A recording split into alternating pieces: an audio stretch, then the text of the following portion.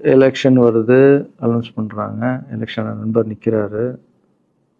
Result அன்னைக்கு டோட்டலாக மாறுது எல்லாமே.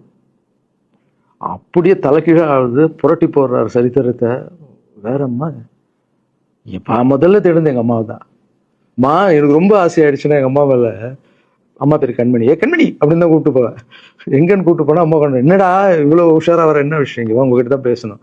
நீ என்னம்மா சொன்ன, பணம் கொடுத்தாதான் ஓட்டு போடுவாங்க, ஜாதி இருக்கு, மதம் இருக்கு, புது ஆளுங்களை வர விட மாட்டாங்க, ஜெயிக்க முடியாது, இதெல்லாம் சொன்னல. நண்பர் ஜெயிச்சிட்டார் பத்தியாமா.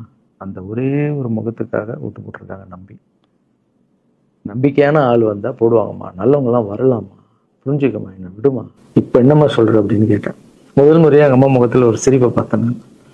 ஆமா கண்ணா, அந்த புள்ள எல்லாத்தையும் மாத்திடுச்சு, இவ்வளவு பெரிய வெற்றி அடி வரணும்னு நான் எதிர்பார்க்கலப்பா. ஒரு நல்ல மனுஷன் வந்து பண்ணணும்னு நினைச்சா அது முடியுங்கண்ணான்ற நம்பிக்கை எனக்கு வந்திருக்குப்பா அப்படின்னு அம்மா சொன்னான். அப்ப என்ன போயிடலாமா, ஓகேவா அப்படின்னு கேட்டேன்.